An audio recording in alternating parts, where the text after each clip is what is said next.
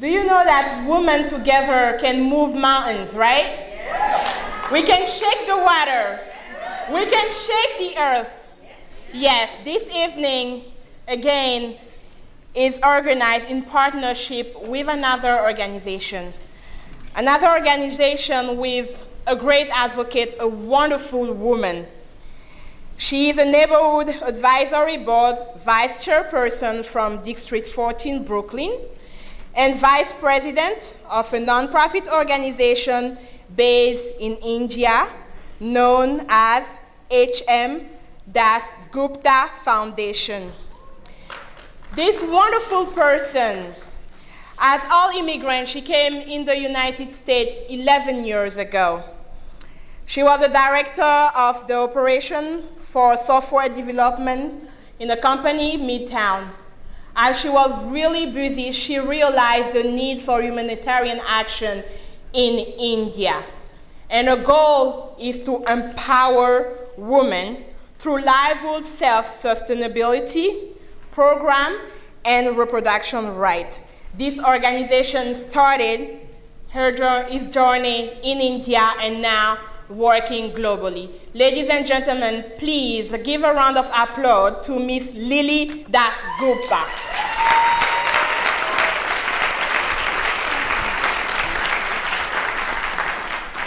Thank you so much.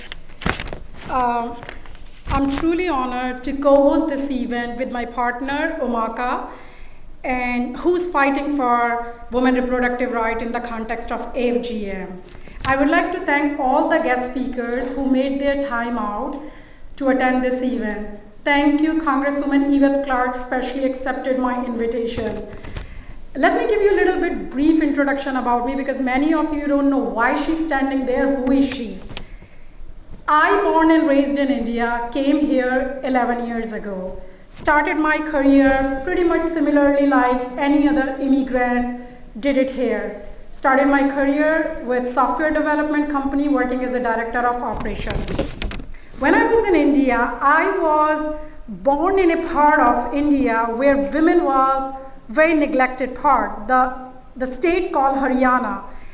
And when I was growing up, I realized how important it is to work for those women.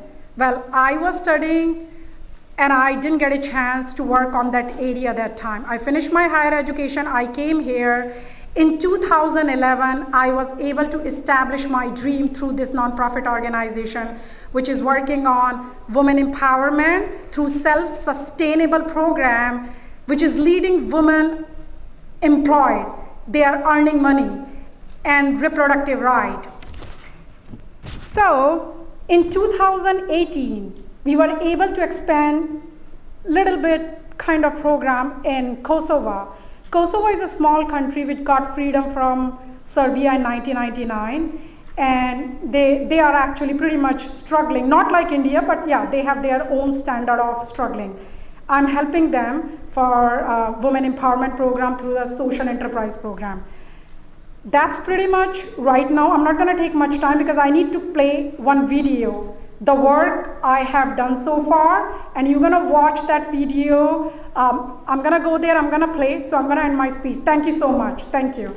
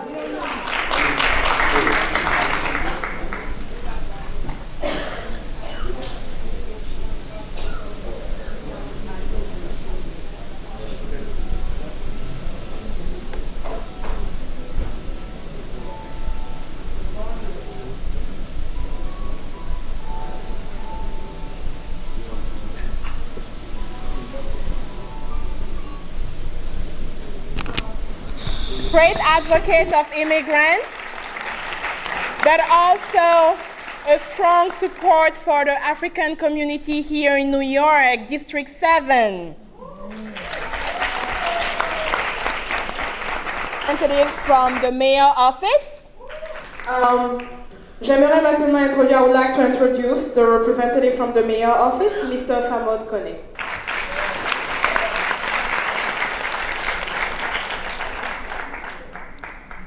Also, Congresswoman of New York, Yvette Clarke.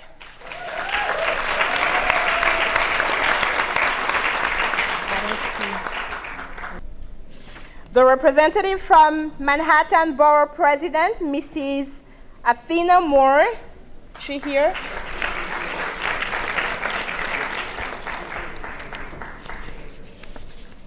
'41st District, Brooklyn, Mrs. Alika Humphrey Samuel. Also a great advocate of immigrants, and as you can see, she really represents us. And of course, she's a woman, right? We're here for women. I would like also to introduce the Consul General of Guyana, I think. Sir, pardon me if I make a mistake, but Miss Barbara Atherley.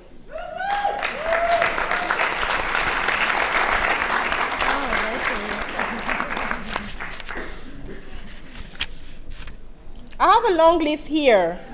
I'm taking my time. I think we have the sound now.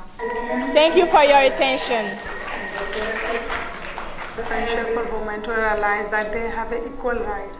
We as a woman have right to decide what we want with our body, whether it's a family planning, education, birth control, access of equality, reproductive health care, and abortion.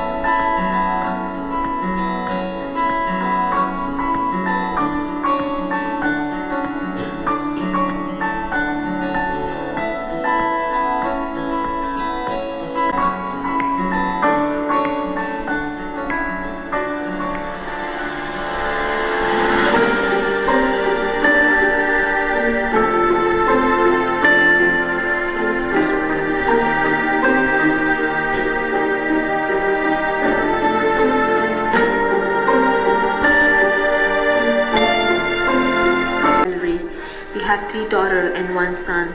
We need to pay school fees for our children, and with that limited salary, it's hard to invest even an extra dollar on clothing. Since I learned stitching, I'm saving money as I'm stitching for entire family and already started getting stitching orders from my neighbors. Now I can say I'm a self-learner and contributing to my family.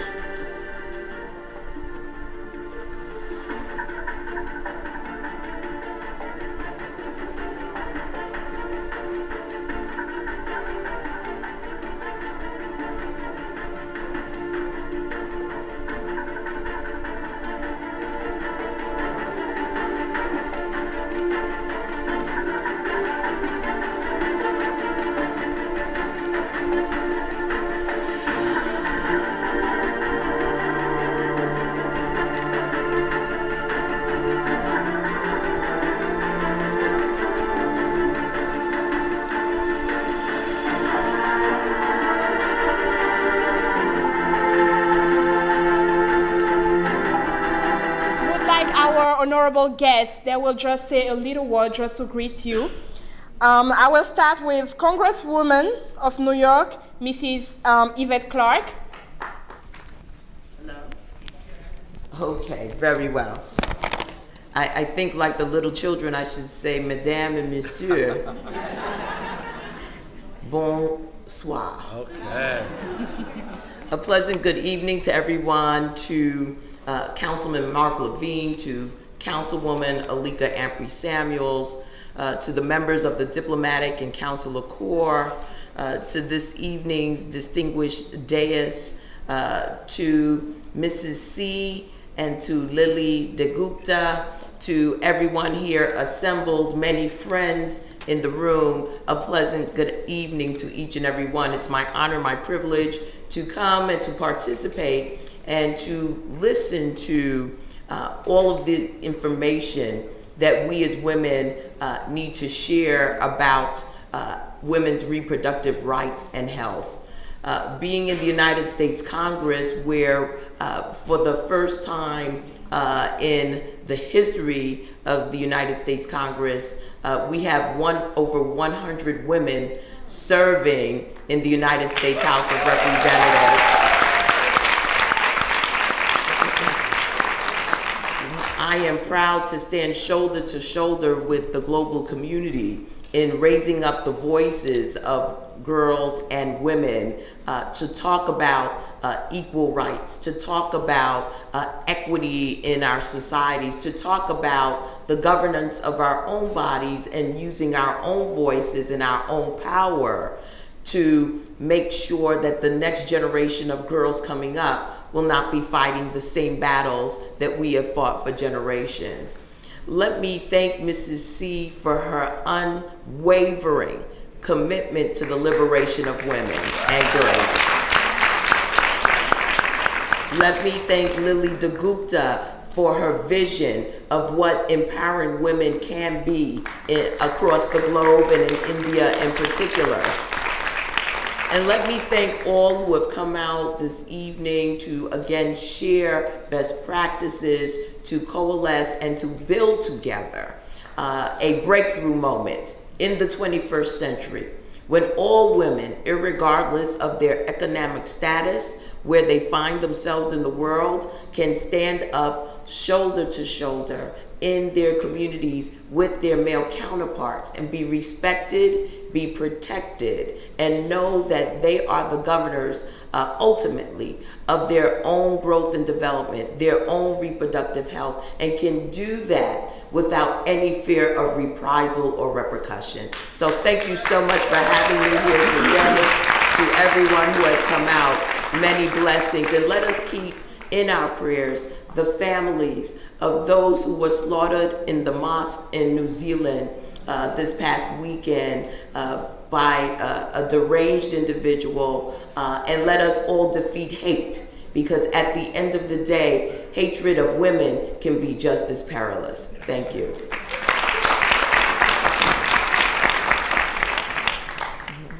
Since he's sitting side by side with Congresswoman Yvette Clarke, I will actually give the mic to Councilmember Levine.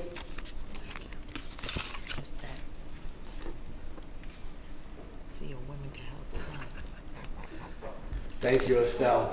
It's an honor to be in the presence of Congressmember Yvette Clarke and my wonderful colleague, Alika Ampry-Samuel. Bonsoir, mesdames et messieurs. Je m'appelle Marc Levine. J'ai 49 ans. J'habite à Washington Heights.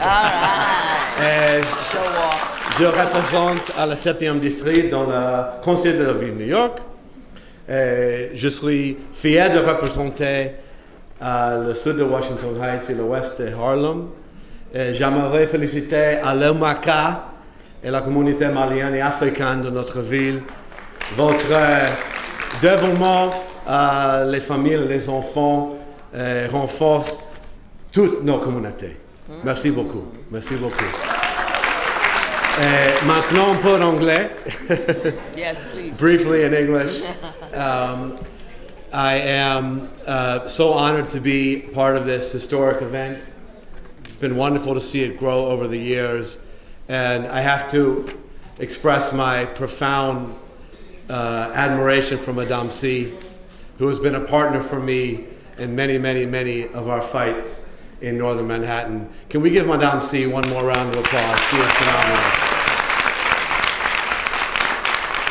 As the Congress member alluded to, I know these are very, very difficult days for immigrants and immigrant communities in America and Muslim communities around the world, from New Zealand to Europe to the cities of America.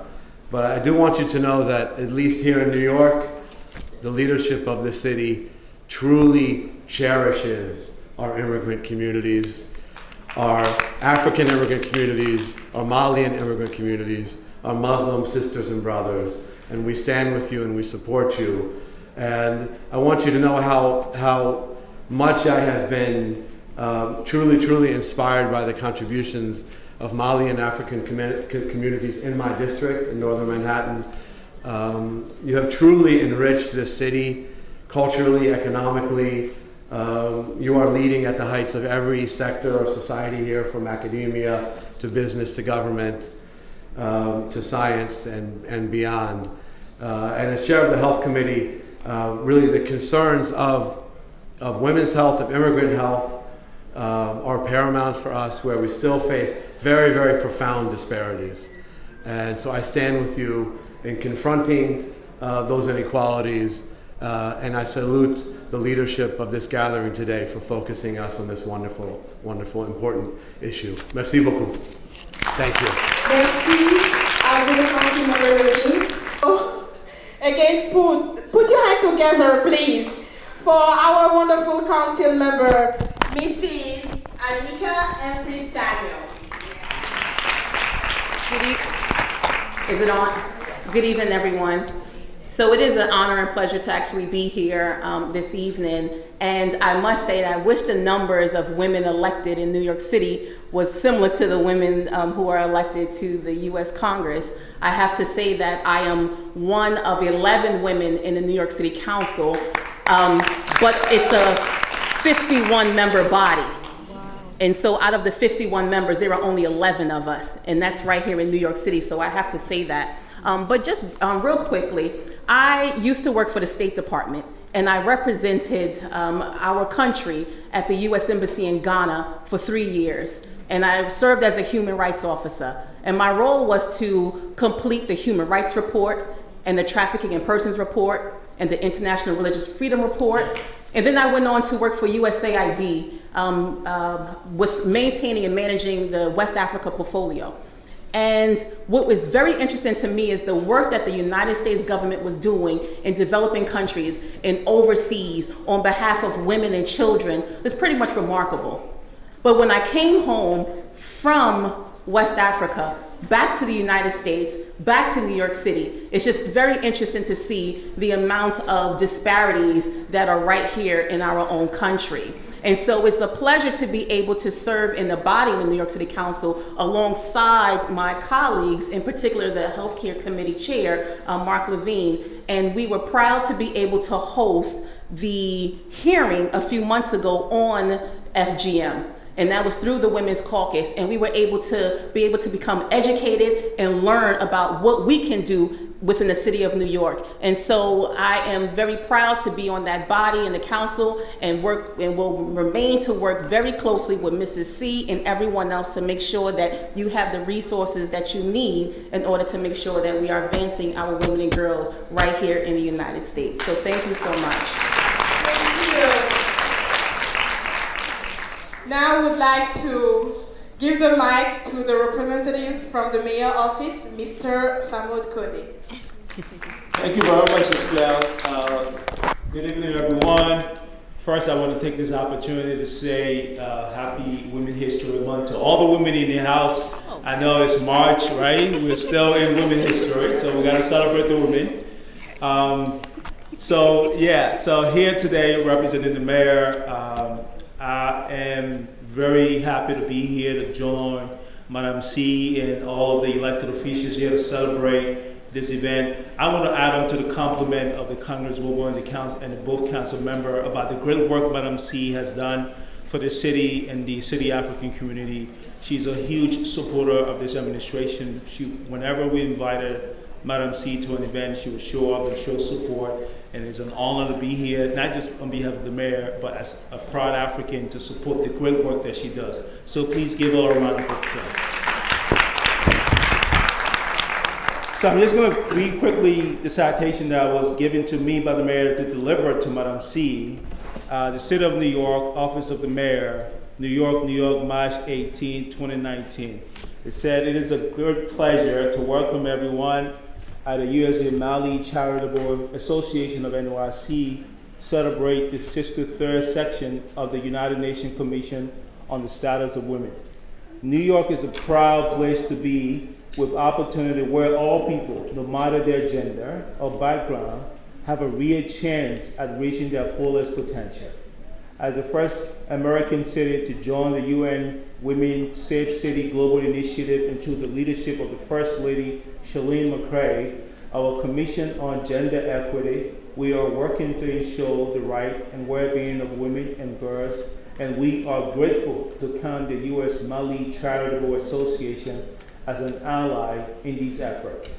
Today, I'm proud to join with Mali New Yorkers and local and international leaders from government, civil society, and the private sector as they gather for CSW 63 to discuss ways to end gender-based violence and uplift and empower women in the five boroughs and around the world.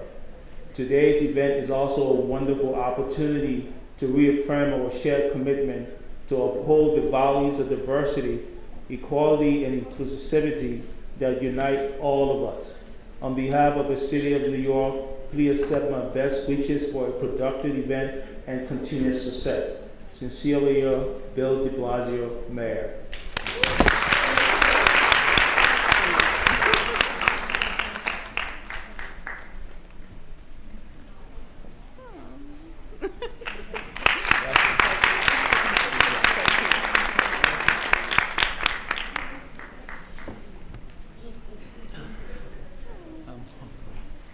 A round of applause for her again. Congratulations.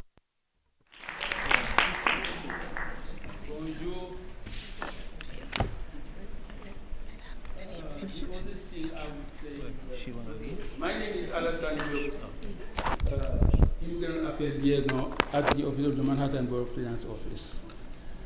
The Honorable Borough is supposed to be here with Atina Moore, but unfortunately we have a last minute thing to take care of. The situation also I would bring to your attention is that about 2 years ago, when Mr. C came to our office talking about the situation, we understand how crucial it was. But as an African who live in a village and who understand the situation, there are two things we must understand regarding this issue. I think it's about a kind of ignorance or something new, because the situation, this issue has been banned from the UN only in, I think in December 20th, 2012. It's mostly recent. And the situation is that there is a part of doing how the situation can be put in a larger scale. Because there is a situation that happened even worse than this case, so we can mix all of them to try to get it. According to the other things also that our beloved sister, Congresswoman, said about what happened in a mosque, there is a situation that this world must understand, that being too much Muslim or too much Christian or too much Jewish, that has nothing to do with God. That can put us only into the emptiness of sectarism. We have to understand that we all are children of one spirit if we want to live in peace. The other situation is that in an African way, the way we consider the woman, and also in the religious way, the way we consider a woman is something very crucial. And sometimes our ancestors, they have been trying to protect us because the woman has more responsibility than the man in African society.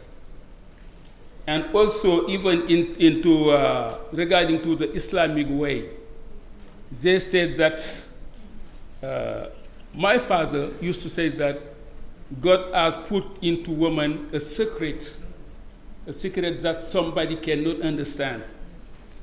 Because if you put beneath the flesh that is covered by blood, he put something white, which is the milk. It's something sacred. And they said that also the cervix that holds the baby into the womb is called in Islam Rohum, which comes from Rahma, which means that merciful. And this situation is very important for us to understand. These women who are doing this to their kid, they are afraid of them losing their virginity, And the situation, there are other ways of showing them that what they are doing is worse than trying to save them, because they don't understand last year because of that. I am sorry of being long, but Thank you, thank you.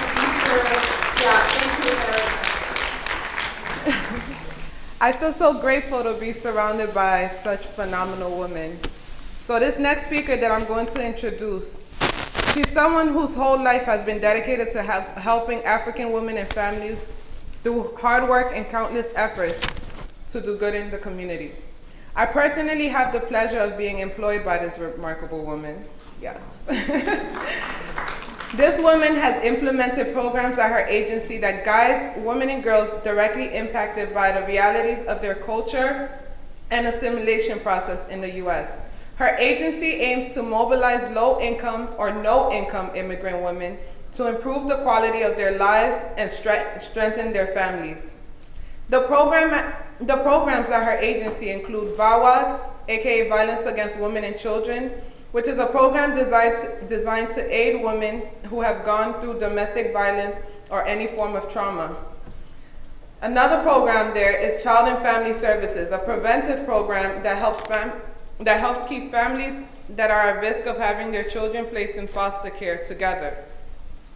GELI, which stands for Girls Empowerment and Leadership Initiative, a program that takes place in several New York City international high schools to help empower young immigrant women and guide them in the path for success. Then there's Community Wellness, a program designed to conduct community outreach by giving information sessions at mosques, schools, and any other places where African and religious communities gather. There, they provide health insurance information, sex education, reproductive rights, and many more important topics. Last but not least, a legal team to assist immigrant families with any form of legal representation that they may need. These are all programs that are based at her agency in the Bronx. With that being said, I am pleased to announce our next speaker and sponsor for this conference, Ms. Zainab Eyega, and Executive Director and Founder of Saltietu Center for African Women and Families.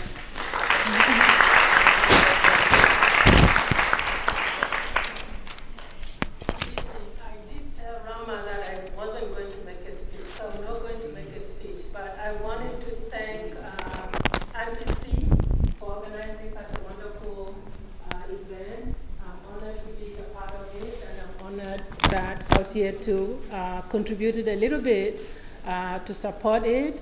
And I think that all of us have our own roles to play in the process to end this practice worldwide, especially also here in the United States and starting in New York. I know that Ms. C is doing wonderful work in the community. We've often partnered together. And I'm also honored to have her daughter work with me, because I've learned a lot from her daughter, and I've learned a lot from Ms. C. I just wanted to say thank you for inviting me and for me listening to everybody, and I'm sure I'm going to learn a lot today. And I wanted to thank Congress Lady Ms. Yvette Clark. It's an honor to share the table with you. And Council Member Mark, I don't know if you remember me. I came to your office several years ago, and my sister here. So I look forward to the journey of Ms. C and seeing the wonderful stuff that she's going to continue to do. And I'm humbled to be a part of this dialogue. Thank you so much.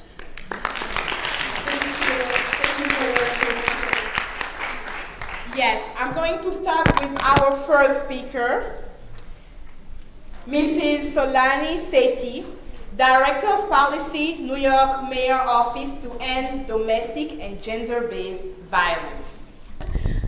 Thank you all. Good evening, and thanks to Ms. C for having us here. I'm really pleased to represent the New York City Mayor's Office to End Domestic and Gender-Based Violence here, and to be part of CSW 63.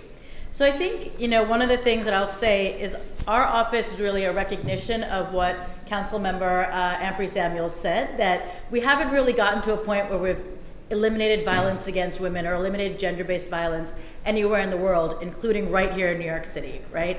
And I think the creation of our office is really, it's important because it sort of shows us that New York City wants to be a leader in this work. We really want to think about how we do this, and we know the name is aspirational, right? We're trying to end something that's been going on for a very long time, but we think that we can do it here. And I think one of the things that I'll say is when we think about how to do this work, we focus on sort of, 4 key categories, right? One of the things that our office provides is intervention or services. We operate 5 family justice centers, 1 in each borough throughout New York City, that provide free walk-in services to any survivors of gender-based violence, regardless of immigration status, regardless of language spoken, regardless of your ability to pay. We also do a lot of prevention work and education work, because obviously, I think as some folks have mentioned, we can't do this, we can't end gender-based violence, including reproductive violence, including FGM, including other forms of violence. We can't do that, end it without doing preventative work and educating our communities. And then finally, the other thing our office does is really tries to coordinate and collaborate throughout the city with various elected officials, with other city agencies, and with our community-based organization, our CBO partners, who are really key in this. Because I think, if we are ever going to get there, we really need to make sure that the communities that are living this every day are really leading this work, and us as city agencies are listening and following and supporting and highlighting the work that many of you, including Satyetu, including other CBOs, Sanctuary for Families, including Ms. C, are already doing throughout the city. So that's it. Thank you. Thank you. Thank you for your brief intervention. Thank you very much. The next remark will be by Ms. Shelby Quest, the Director of the Equality Now Director. Did I get it right? I'm sorry. Thank you. So Equality Now is a human rights organization that works to protect the rights of women and girls around the world. And we have a presence in West Africa and in East Africa, but also in the Middle East, in Europe, in Eurasia, and in the United States and the Americas. And what we know is that FGM is a global problem. And that we were founded 27 years ago because no other human rights organizations would touch this issue at that time. But now, we are incredibly honored and proud and humbled to be standing with activists and survivors who are using their voice. They're using their voice to claim the rights for themselves, they're claiming the rights of their daughters, and they're claiming the rights of their granddaughters. It's a wonderful thing to see in the Sustainable Development Goals at the United Nations that there is a clear target to eliminate female genital mutilation by 2030. But we all know that 200 million women and girls live with FGM, and 3 million girls are cut every day, or every year. And that's too many to not be paying attention to. And what we do at Equality Now is we work with our partners to try to ensure that all countries have laws against FGM that promote and protect the rights of girls. And what we want to see is that those Sustainable Development Goals are implemented and that we see an end to this practice by 2030. And we just want to say thank you, and that we will stand with you. We will stand with activists and survivors in this room to do everything we can to make sure that's a reality. Thank you. Thank you. And before I introduce the next person, we would like again to thank the council member who actually left, and also the congresswoman, but we'll continue our evening. I would like to introduce our next speaker, She is the coordinator of New York FGM Coalition, Mrs. Mariama Diallo.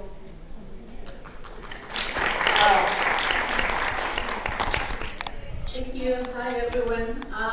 Yes, I speak French, but I think I'm not 7, and I was not born in Harlem.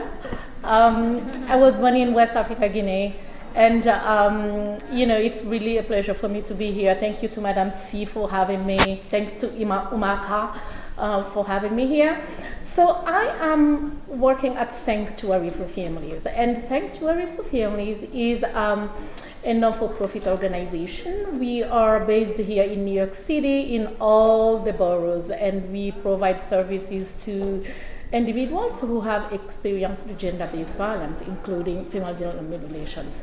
It's just too bad that we have to meet here today again to talk about FGM, because I think I have been doing this for over a decade. But again, I'm really happy that we are all here today to just think about it and try to come up with maybe more strategies so that by 2030 we are not talking about this anymore.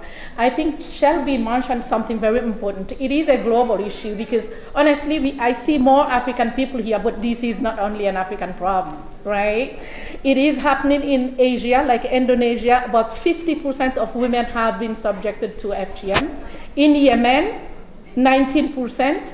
In Iraq, right? And it is happening in Western countries, like here in the United States. Well, who could believe it, right?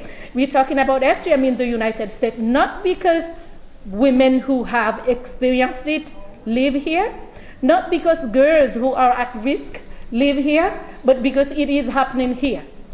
And that is a problem.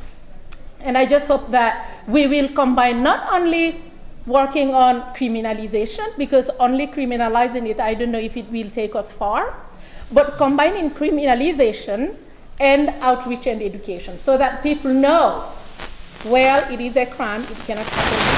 But again, we can and provide them with services. So again, if you see it as not something that is happening in only someone else's culture. It is human rights violation. It is child abuse, right? So this is something I want to point out, and collaboration between service providers, because New York has the highest number of girls who are at risk in the United States, and we know New York is a state with a very large number of immigrant people from countries that practice it.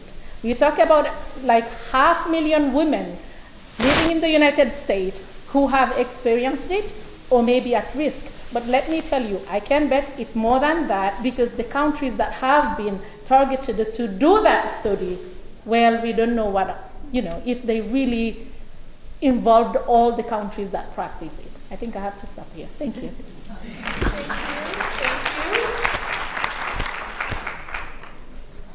Our next speaker, she has been working here in the UN for a long time, and tonight she's here as a NYU alumnus. I would like to introduce Mrs. Ange. Yes, thank you. I would like to begin by expressing my gratitude to Mrs. C and Mr. C. We usually say Mrs. C, but Mrs. C is always, by her side. So I thank also some of my interviewees that I see in the room, because with a strong commitment and insight, my thesis is going to be published with my director as a co-author, and we've already obtained the copyright. So the studies was on public relations role in preventing FGM practices in New York, particularly in the Malian community.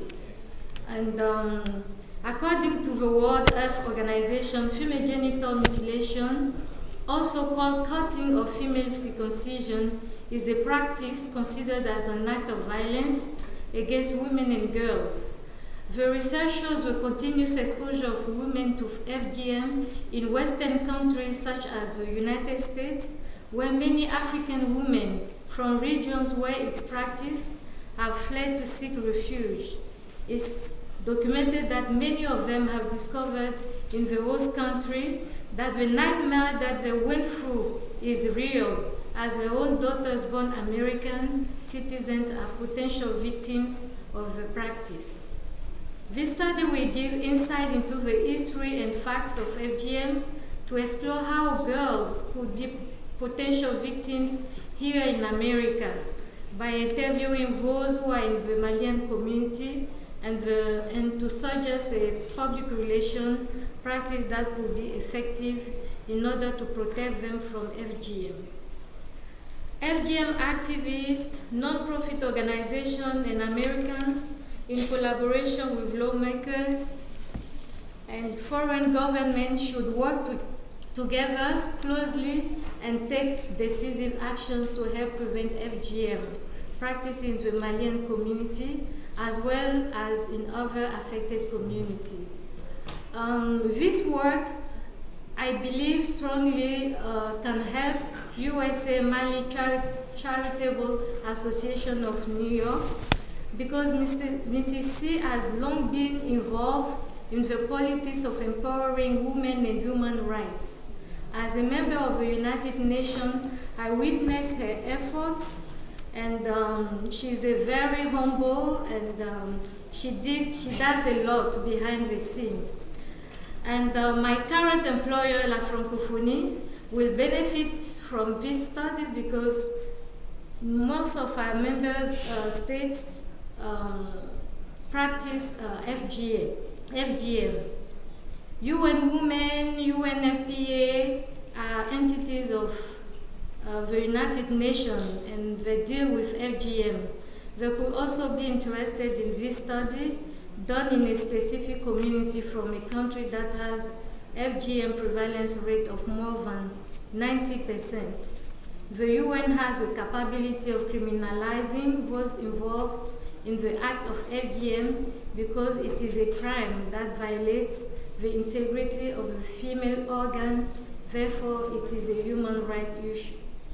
Finally, the Malian government might be interested in the findings of the present study. The term vacation cutting has put the Malian government in a negative spotlight. The law prohibits the practice in Mali, but because it's never implemented, Somalians caught the girls in Mali with no chance of being arrested. The Malian government could use this study and collaborate more with the American government using their respective embassies to track down those who are involved in the practice. For future research, I believe the following area could be researched in the near future to help in the eradication of FGM in the Malian community. I called the Consulate of Mali to see if the consulate was organizing social cultural activities with the community on the subject of FGM. The answer was no, because it's too politicized. Also, the topic of FGM was found to be a sensitive issue for the Malians. Malians do not want people to approach the topic, especially when you are not from the community. I'm from Ivory Coast, and it was difficult for me to do this research. Lastly, there was found to be mixed messages to why the Malian community practice FGM. There's an African adage that says, to kill a tree, you must uproot it. More studies need to be done of the cultural aspects which are ingrained in what people believe about FGM practices and find the reason behind FGM practices in the Malian and other communities. The studies will be a big step forward its eradication. I look forward to continue advocating for FGM whenever I have the opportunity, and this is for me to appeal to the organizations I named earlier to champion and help organizations such as UMACA, who contribute to our same goal: end violence against girls and women, thus end FGM. I thank you. Thank you. Girls matters, right? Our next speaker Ms. Gada Khan, MPH Doctor, Network Coordinator, US and FGMC Network. Please put your hands together for her.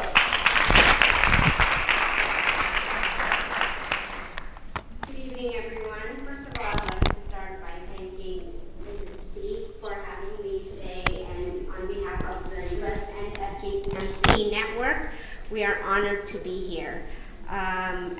Just to give you a little bit of an idea of what the US and FGMC Network is, we're a group, or a collaborative group of different civil society organizations, FGMC survivors, healthcare providers, researchers, advocates, you name it, all united and committed to ending FGMC in the US and around the globe.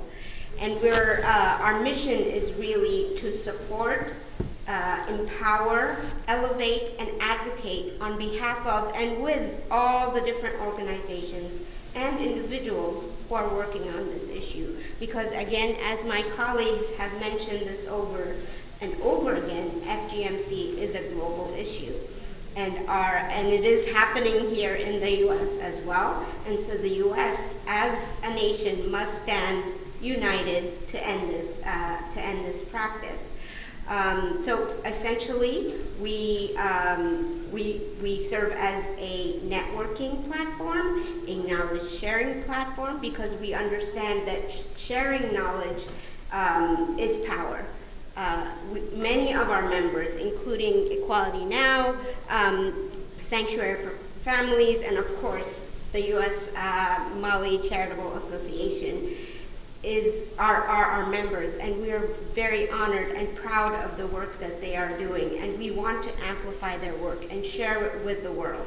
And so we function to do that through our website, through our different events, but also we want to serve as a leadership or a leading voice in driving policy in the U.S. So many of our members, again, are working on the issue of changing policies in the U.S. and addressing legislation, as Mariama had mentioned, to make sure that girls in the U.S. are protected, but also that communities have access to the proper education and support systems that allow them to work on addressing this issue within their own communities. So for all you brave warriors who are working on this issue, I applaud you and I invite you to join us, join our membership, and please continue in your fight, and we are behind you. Thank you. And she told me, you have to keep track of the time. Unfortunately, the time kept track of me. So I would like to introduce Mrs. Volka Soto, Executive Director of SOFAR International School. So I was officially the timekeeper, that's why. So 2 years ago, while I was in the midst of doing outreach for the development of a dual language international charter school in Harlem, I met Madame C. And so, as you've heard, she's done wonderful things in the community. Thank you for having us today. But not surprising, during this outreach, she turned it around on me and did her own outreach. And she schooled me very much on education, on issues, as well as female genital mutilation. So in continuing my discovery on the topic, what I discovered was that the average everyday American is not familiar with what female genital mutilation is. And even though it's a global problem, they consider that the US is not involved in it. But in fact, the American medical journals in the late 1800s and into the 1900s produced studies and articles that argued female circumcision would be a cure for hysteria, for bedwetting, scoliosis, asthma, epilepsy, as well as children's incorrigible behaviors. And the back rooms where you might think some of this might take place wasn't necessary here. Blue Cross Blue Shield Insurance Company covered it. They covered what was called female circumcision, or the scientific name, cledendectomy. They were approved to be performed by American doctors who were majority Christian in American hospitals across the country in places like Wisconsin, Texas, Kansas, to American women. And it was routine as a course of treatment performed on American girls, sometimes from birth. So America was deep in, and it was not outlawed until 1966. And as of today, America still has not eliminated it, right? And that's what you're hearing on this panel. It's only driven it underground. Our Department of Homeland Security, attempting to curb FGM, has a fact sheet. It tells you that it's illegal for any child under 18, any female. If you send them or attempt to send them overseas, it's illegal. Your consequences, 5 years time in jail, fines, and they could even bar you from re-entering or remove you from the United States.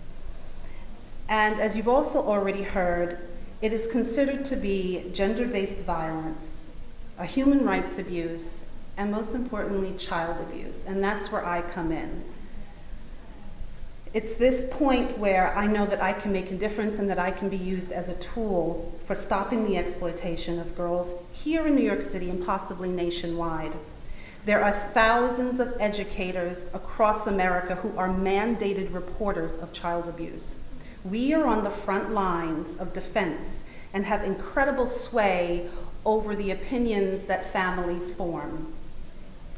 Research indicates that the #1 perpetrators or the #1 advocates for FGM are actually women and mothers. So it is the mothers, the wives, the daughters, the aunts who have the power to not only end FGM or female circumcision, but also the power to end the vast numbers of ways that females are exploited and how exploitation manifests in America. As the executive director of Sephora International Charter School, this is something that I could take head on when we open. To assume that we average Americans are not responsible is not even an idea in my head. To do nothing and allow apathy to flourish is not even an idea in my head. In addition to supporting the work of Madame C and UMACA, I have already taken time to enhance the learning environment that we anticipate at Sephora with FGM in mind. If we intentionally and openly speak about FGM with our mothers, our women, and with those in our community who have no concept of its existence or who think it's not their problem, we can end this form of child abuse. Within Sephora, there will be an emphasis on teaching our children who they are, what their place is in the world and in their community and in their family. We will teach them to have a voice and to have that voice affect change when needed. They will learn to care for themselves and for others. Our girls will learn that violence and aggression towards them is not acceptable. They will receive an education that speaks to their needs socially, emotionally, intellectually, as well as academically. They will be supported with staff and spaces for open discussion of the most delicate subjects surrounding health in the human body. Combating the wide messaging our girls are bombarded with will be the norm at Sephora. We will combat the notion that females are victims, that females are submissive, that females should be docile. Our girls will be taught to use their voice to cast aside inhibitions that cripple them from acting or speaking and from moving forward. It's a term that I call girl power. Our boys are not exempt. Our boys will also grow to use their power, but when it comes to FGM and the exploitation of girls, boys will know that that is not acceptable. But instead, that in America we protect one another, particularly the weakest among us.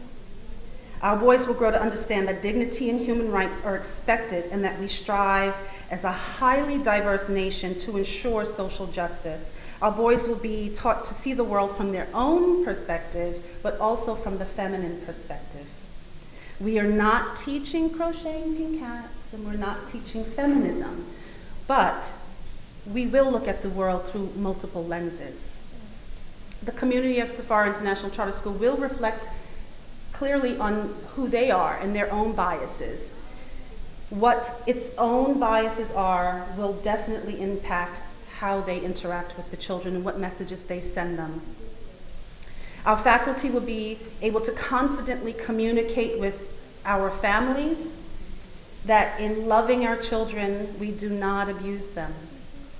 Embedding the fact that FGM is traumatic, that it is painful, and that it does in fact mutilate the female body for no legitimate medical or health concern will enable us to succeed in our efforts to eradicate this assault on our children. Thank you, and thank you again to our hosts.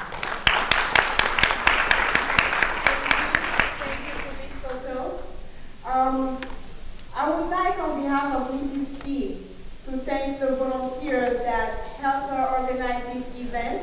Please put your hands together for Alexander King, Gloria Bala, Rita Byrne, and Slay Tapa. Please stand up. Thank you for the work that you did, And those are the wonderful young people from the United Nations International School who gave their time to organize that event. Thank you very much.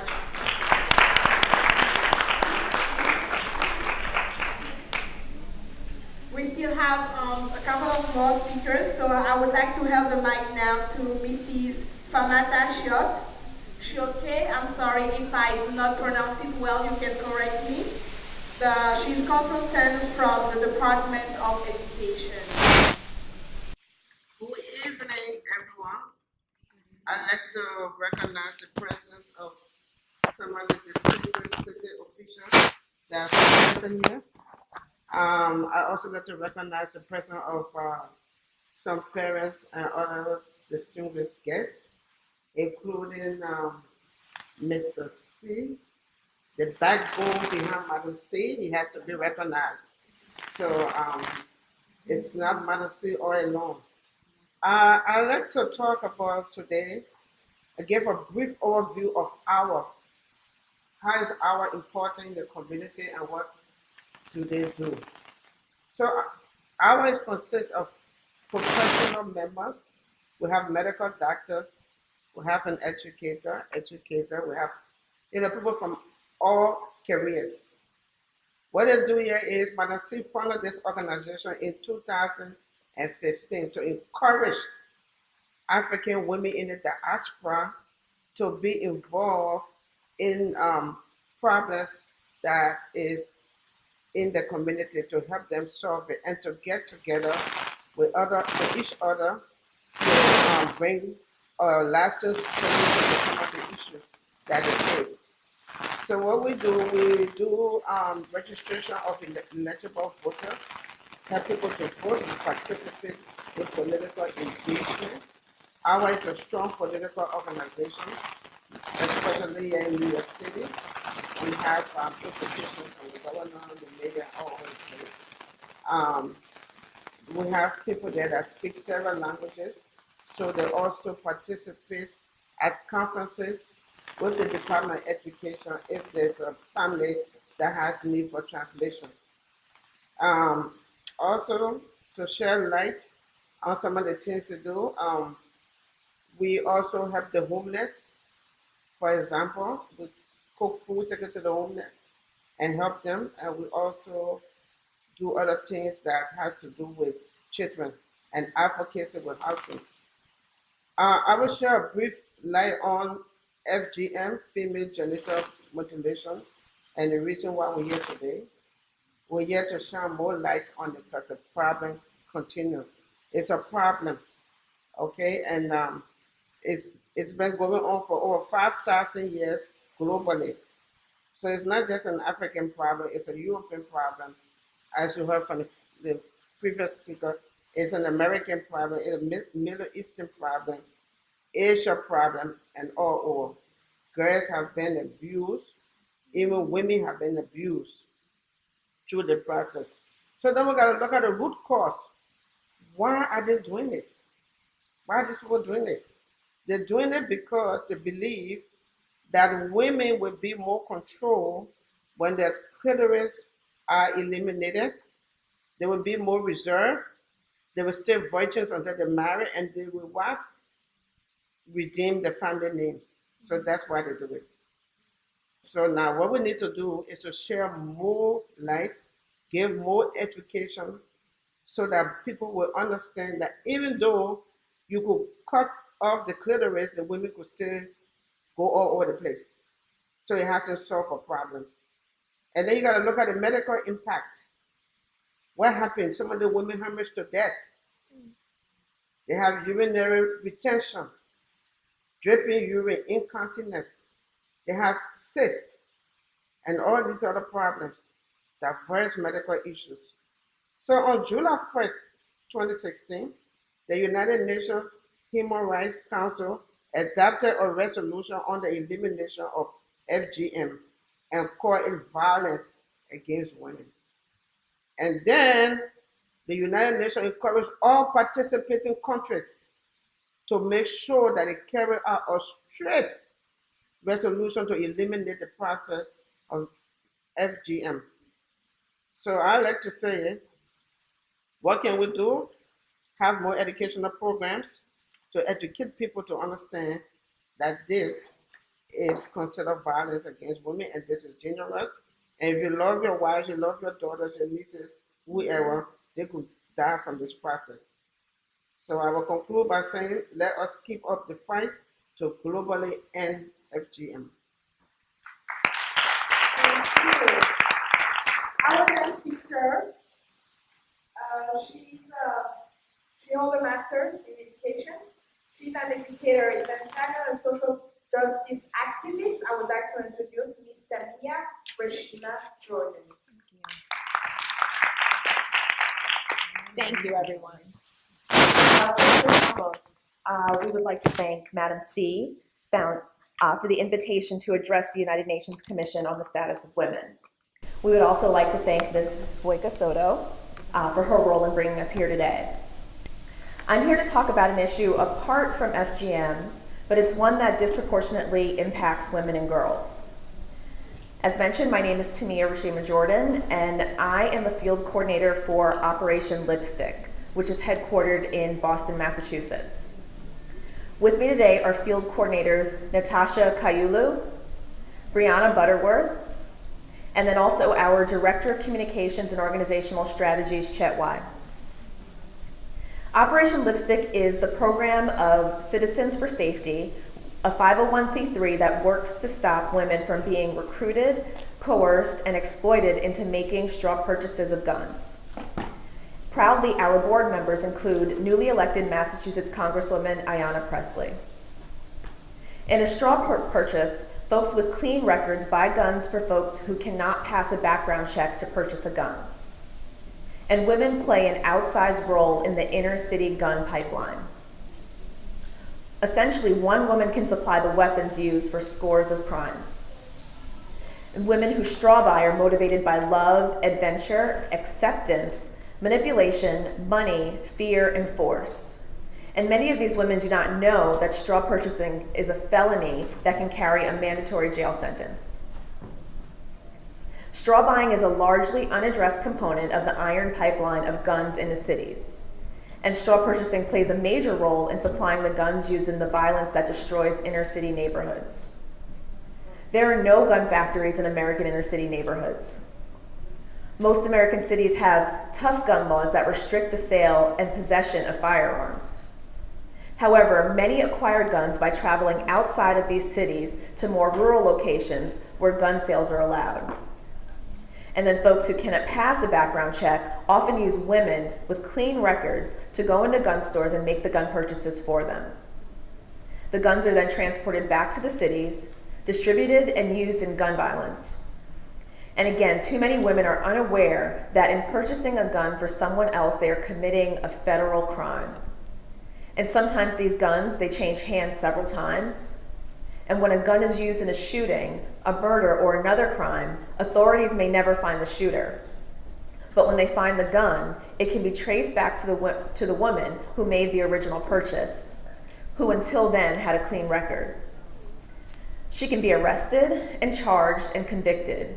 She can be fined and given a mandatory sentence. So essentially, he does the crime, but she does the time. He does the crime, and she does the time. Straw purchasing is a felony punishable by up to a $250,000 fine and up to 10 years in prison. And we know that women can act out of love, they can act out of fear and coercion, and they can act out of a need to make some money to buy her baby's diapers. But she can lose her reputation, she can lose her job, she can lose all of her assets, she can lose her children, and she can lose her freedom. And then there are more societal consequences. She could be contributing to taking a life. A gun bought by a woman is 2 times as likely to be used in a crime. And then a gun present in a home heightens the likelihood of a woman being killed in a domestic violence situation. In the US, more intimate partner homicides have been committed with guns than with all other weapons combined. In Operation Lipstick, we empower girls and women with the education, peer support, and courage to say no to being exploited to illegally buy, hold, and hide guns. And lipstick field coordinators and other lipstick ladies lead hundreds of workshops, trainings, and presentations. And Operation Lipstick has converted former women traffickers into spokeswomen and workshop facilitators. Operation Lipstick has enlisted beauty salon owners and patrons, domestic violence survivors, youth leaders, faith community members, and more. And Operation Lipstick doesn't just want to say, don't do this, but we also provide direct support and outlets to resources, counseling, and holistic support referrals to women. Operation Lipstick has been credited by the Boston Suffolk County District Attorney for a 33% reduction in the participation of women in gun crimes. And key to our effectiveness is how we educate women in the community in general to contemplate. You see, every time there's a gun crime, people ask, who was shot? Who pulled the trigger? And then did the police catch the shooter? But in Operation Lipstick, we have found that there's one question that's hardly ever asked, and that's, where did the gun come from? So the iron pipeline is what you see over here, which is, we have a gun dealer who then the gun is transferred to the straw buyer. The straw buyer transfers the gun to the shooter, and then the shooter transfers the gun to the victim. And when we ask the question, where did the gun come from, we are actually making a statement. Because if we focus on the shooter, how many guns can we take off the street? Like 1, maybe a few more. But if we intervene at an earlier stage, at the gun dealer straw buyer stage, we can keep thousands of guns off the street. Another way that we educate folks is by sharing another way that within the United States we deal with public health crisis. And so essentially, a romaine lettuce E. coli outbreak happens. So then we have the FDA gets involved, and they don't focus on the victim in the supermarket.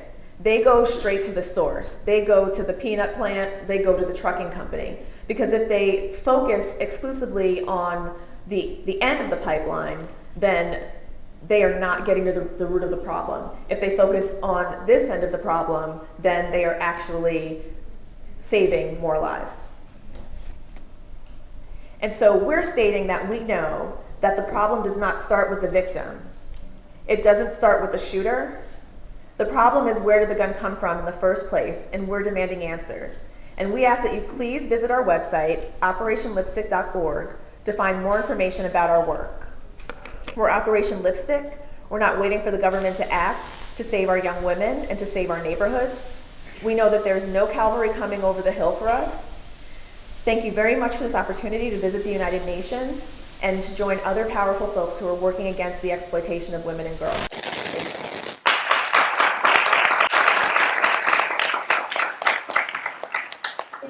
Thank you.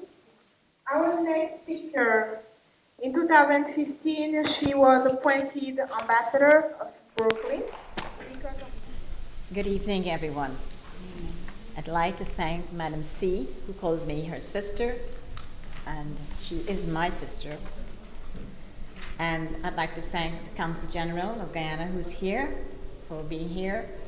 Everyone else, I think they've left, the elected officials, and all the panels here, I want to congratulate them sitting up here. I am not going to be long because this is the end of the day. But what I wanted to talk about, which I think I will, is about the courage of those strong, indomitable women who went before us. Sometimes we forget those women who paved the way. So I was born in Guyana, and so I would like to recognize those persons who were in the trenches when women had no power. There was a time in Guyana where a woman could not buy a house or anything without her husband's consent. She couldn't even have a passport unless he signed for it. In fact, the woman was powerless. There were some women who got together a long time ago and decided that they were going to form an organization and get the women in the street to come and target all of the things that they wanted to.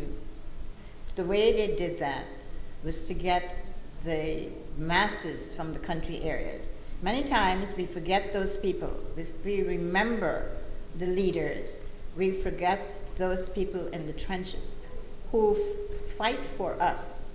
We are sitting here today talking about FGM and all the abuses of women, but we have moved a long way from 25, 30 years ago. And why? Because of people like, and I'll just call 3 names. I would like to call, I was born in Guyana. I'd like to call Janet Jackson, Winifred Gaskin, Jane Gay. Those are people who started in Guyana the women's movement. And from that, now in Guyana, we do celebrate every year Women's Day. We have come a long way. So let me just, I was going to skip all that, what I was going to say. Let me just say something. Courage. Courage is an inner resolution to go forward despite the obstacles in your way. And cowardice is submissive surrender to circumstances, which we should never do. Now, on March 8, 2019, Ghana joined with the rest of the world in celebrating Women's International Day. It was an opportunity to pay tribute to the women whose strength and courage and commitment to the struggle for women's justice that brought about significant change over the years, and for the emergent role that they have been playing in this modern society, and the numerous challenges still inherent in their daily battles for gender equality and parity against all forms of widespread discrimination which continues to challenge women not only in Guyana but all over the world. In my lifetime, the role of women and girls in the Guyanese society has been transformed. They have been an emancipation revolution. At every stage at our contemporary history, women played a leading role to secure for themselves political and legal rights, as well as the social, economic, and cultural advancement. These are women who understand how to turn a stumbling block into a stepping stone, who reach beyond their grasp, have a sense to turn an obstacle into an opportunity. These are the jugglers, women of vision, courageous and resolute. And have you seen them? I have, because most of you, the women out there, you are the courageous women. That's why you're here today. One of the names, Janet Jagan, Winifred Gaskin, as I said before, and Jane Phillips Gay, they were the pioneers in the struggle for women's rights and equality in Guyana. They were founders of the first women political and economic organization a long, long time ago. Women came from far and wide and together raised their voices, marched, agitated, many times suffered at the hands of the husbands, fathers, and brothers, and very often the police officers. And why? Because the men were very comfortable with the status quo. But they were courageous women, never given up. They made noises, not only with their mouth, but they would get cans and make noises to draw attention to them. It was those ordinary women of valor among whose ranks gave the struggle a stamp of authenticity and life. The leaders were Janet Jagan. She became the first woman president in Guyana. Winifred Gaskin. She was dedicated to public service, and she were given the Jamaican Order of Distinction, and all three of the women trailblazers were honored with Guyana's highest award. Many of the changes that we experience have been legal. It seems remarkable today to reflect that women were not allowed, as I said before, to buy anything without their husband's consent. You see, in a patriarchal society, the laws are mandated by men. Therefore, it is important to agitate for parity and balance so that those laws can be just. What I'm saying here has an impact not only on domestic violence, not only on parity and balance, but also with FGM, where women have no power. When you have no power, there's nothing you can do. Indeed, in many informal respects, women have moved beyond parity and are succeeding in greater numbers than men, in a complete reversal from a generation ago. For example, girls now outperform boys at school. However, the learned behavior of domestic violence against women still need, in my opinion, strident and harsh laws of severe penalties as a deterrent. The struggle continues. Gender equality is not a woman's initiative. Rather, it is one that needs to be embraced by all. And before I close, I wanted to in someone else's voice, who is from Africa. And you might know her name. She is a courageous woman. Her name is Waris Deary. I don't know how many people knew about her. Now, Waris Deary, at the age of 5, suffered inhumane procedure of female genital mutilation, 5 years old. At the age of 13, Waris ran away from her oppressive life in the African desert, where she was being forced into marriage with a man who could have been her grandfather, and that was the norm. She was barely in her teens, just 13 years old, and that's to show you the courage that she had. She was illiterate, impoverished, and with nothing to her name but a tattered shawl, she traveled across the dangerous Somali desert. That's the first leg of her remarkable journey. She was able to reach to London, where she worked as a house servant at McDonald's. At the age of 18, she was discovered as a model by the famous British celebrity photographer Terence Donovan, and she has traveled all over the world. But you know what? She has never forgotten her roots. She has never forgotten where she came from and who she left behind. So, in her voice, I was mutilated as a little nomad girl in the Somali desert. I almost died from blood loss, shock, an injection after the brutal torture. I suffer from nightmares, flashbacks, and chronic pain. I felt my flesh, my genitals being cut away. I heard the sound of a dull blade sawing back and forth through my skin. It's like somebody is slicing through the meat of your thigh or cutting off your arm. Except this is the most sensitive part of your body. I passed out. I was only 5 years old. When I woke up, the worst part of it just begun. This killer woman had piled next to her a stack of thorns. Those thorns, she used them to puncture holes in my skin. then poke a strong white thread through the holes to sew me up. And that is very graphic. She has written her autobiography called Desert Love. You should get a copy. You see, the time is always right to do what is right. In certain parts of Africa, the question that is asked, has your daughter fed the ants? What that means, it sounds very simple. It's a way of indirectly asking mothers if their daughter is already circumcised, which is FGM.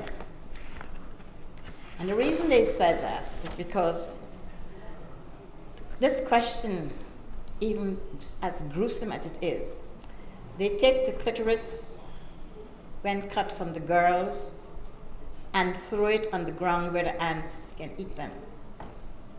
This seemingly harmless question connotes the horrific deed done to young girls. Hopefully in time, very soon, this dreaded question will never be asked. Collectively, we have the power to stop this. Stop the violence against girls and women. Whatever happens to the least of us has an effect on all of us.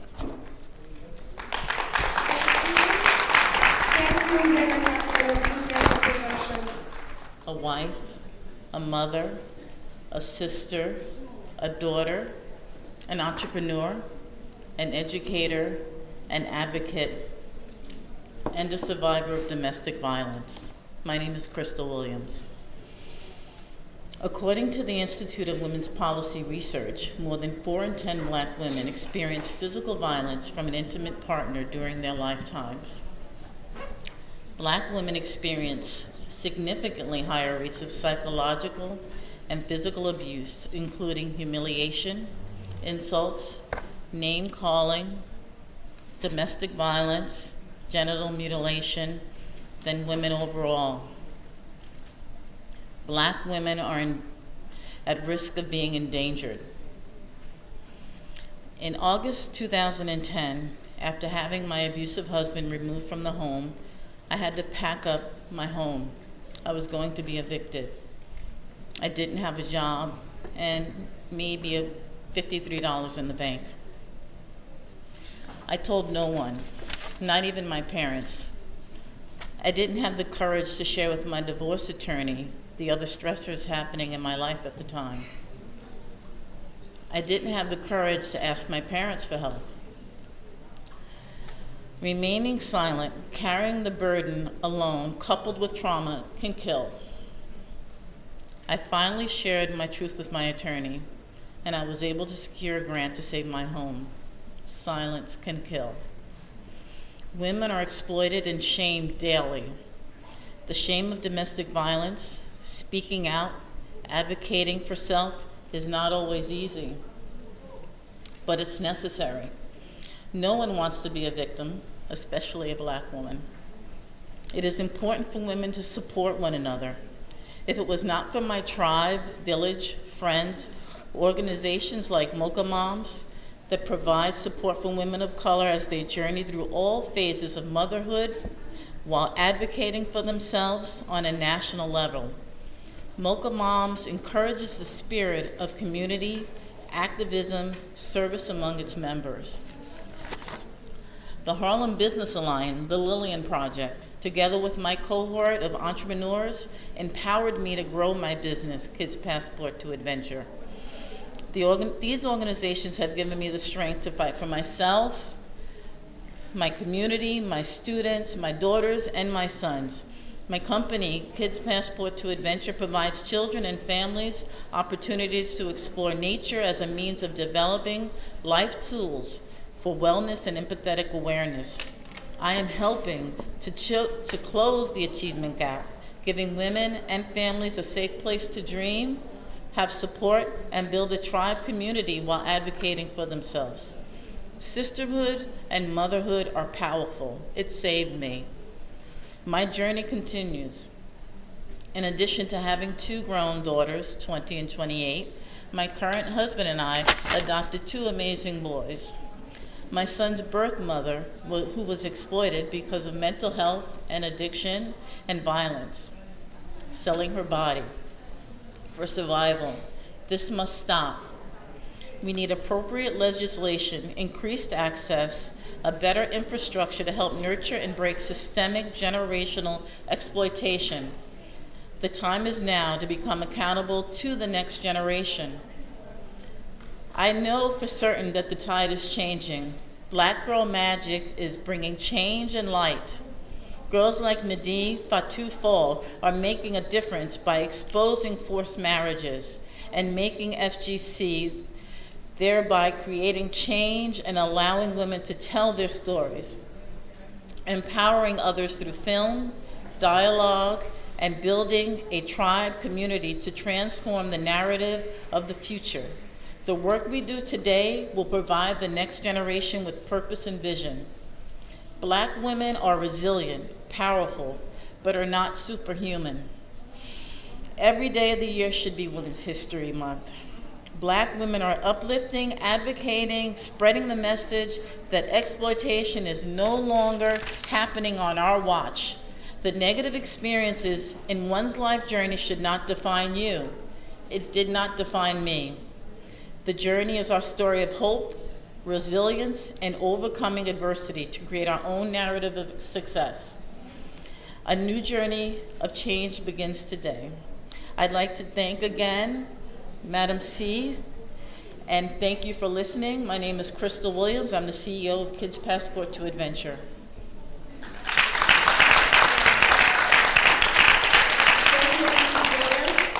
And our last speaker, Mr. Daste Diarra, is a collaborator of Mrs. C. Good afternoon, ladies and gentlemen. Before starting my speech, I would like to really thank each and every one of you that's really taken the time to be here in support of women. I would like to really thank a couple of men I can see here and there.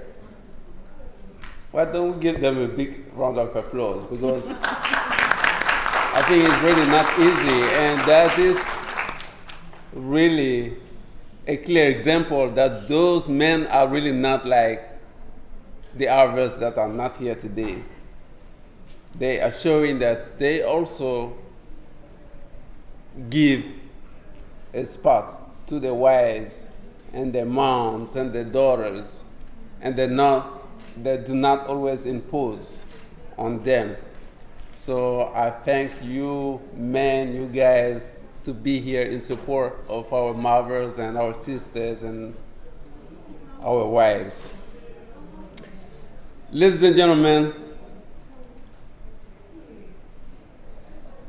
today is a great day God has made for humanity because women really matter today, because we grant them a consideration, a value that we are all equal.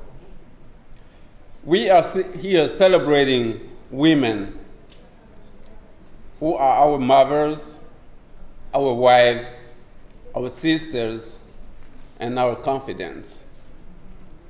So as we're here today, it is a time to acknowledge the effort of brave women who have tirelessly been working in our communities to secure peace and progress by taking onto their own account our responsibilities as educators of our children. This is the time and place to reveal some of those brave women who have been silently running great projects of peace and connection. We know women do not always have voice, so they don't want always to challenge because men are there. And if we understand also the whole history, or human history has been a history of violence because men have always been the rulers. And that's why this whole human history has been mingled with bloodshed, genocide everywhere. So I think really now is the time of change, because women are speaking now. And whether we like it or we want it or not, they're really creating their own spot, because they've shown everywhere that there's no difference intellectually, physically, in terms of leadership, in terms of bringing sustainable peace.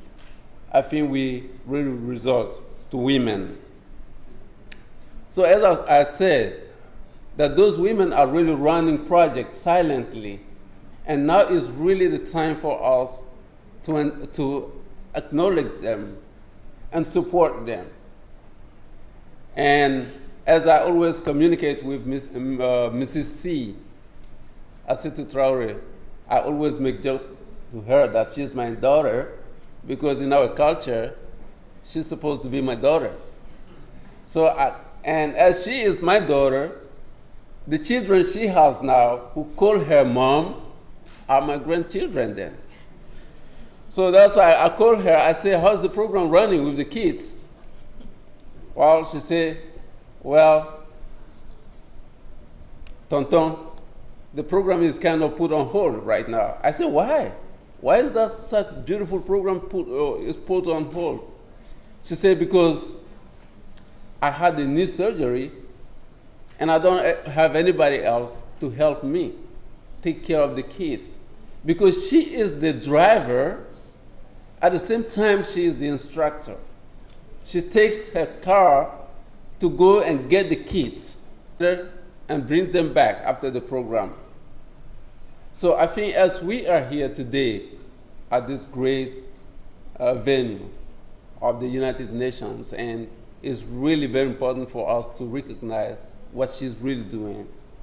And as each and every one of you have really taken this time to come here and stay up to now, and of course for those also who left, really, if we need to help somebody, I think she really deserves that. She has been tirelessly working every year on that program. And as we saw the kids here who came and made performance, she's embracing everybody, all those children, with a motherly heart. So I think she deserves first a big round of applause for that.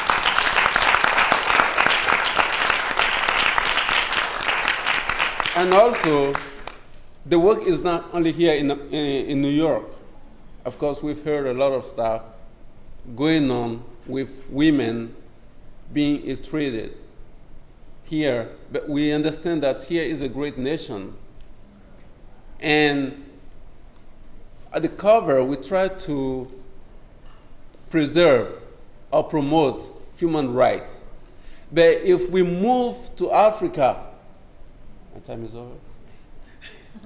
If we go to Africa, to that very rural areas, we see children, very little girls, are really suffering. They have no voice, actually.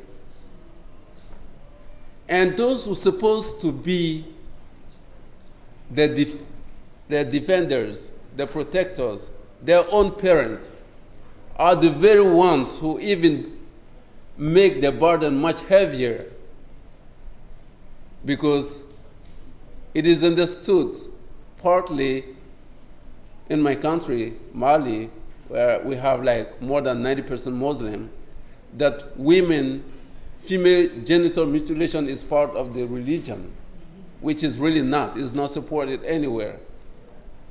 So she and her association become the voice of those women. So ladies and gentlemen, I thank you for your time. I thank you for this commitment you've really made by coming here and showing your support to the young girls and to Mrs. C. Thank you. Thank you. Thank you. And again, thank you to the great panelists. Thank you for honoring from your presence here in this prestigious venue of the United Nations. And it's on behalf of Mrs. C and Mr. C that we would like to thank you again for being here, educating all the guests, and again, sending your message across. I want you to leave this room not forgetting about the cause that each and every one of you is fighting for. Remember, women have to be empowered, girls matter, and as you mentioned, Mrs. C and UMACA need your help, your support more than ever.